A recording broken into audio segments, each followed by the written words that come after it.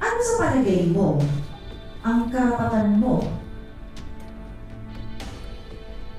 na maging isang beauty queen?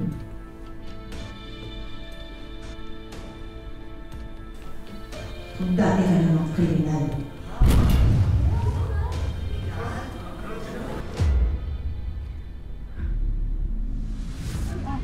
Baray mo yung nahulog. Ay, salamat Ining ha. Kung sakaling makagaw na tayo ngayon, makakakain na rin tayo. Nanakaw ata yun oh.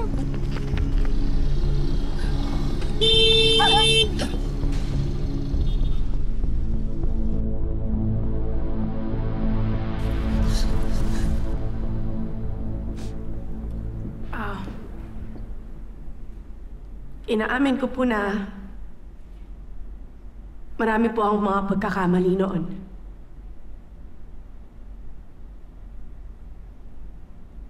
Pero sa totoo lang po, hindi ko na po kasi alam noon kung saan pa po ako kukuha ng paggamot sa tatay ko. Kaya napilitan po akong gumawa ng mali. Totoo po yun. At kahit po gusto ko pong kumuha ng disenteng trabaho, mahirap po maging mahirap dito sa bansa natin eh. Dahil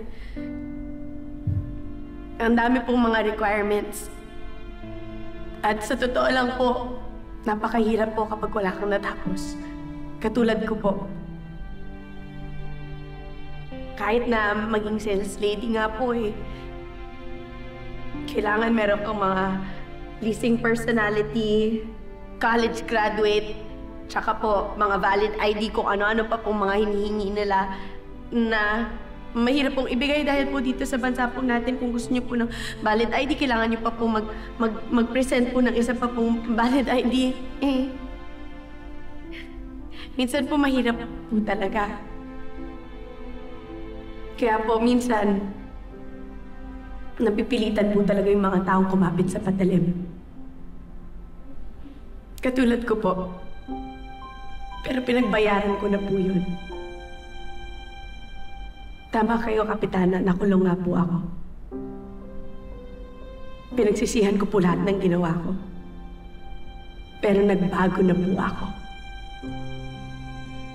At nagbago po ako dahil po merong mga mabubuting tao sa paligid ko. Katulad po ng mga kaibigan ko.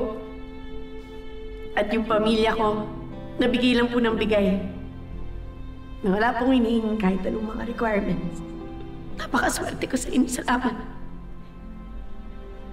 Kaya po yung bane po na nasa harapan po ninyo ngayon, ako po ang patunay na yung mga taong nadadapa, kaya pa rin bumangon. Maraming salamat po. And I thank you.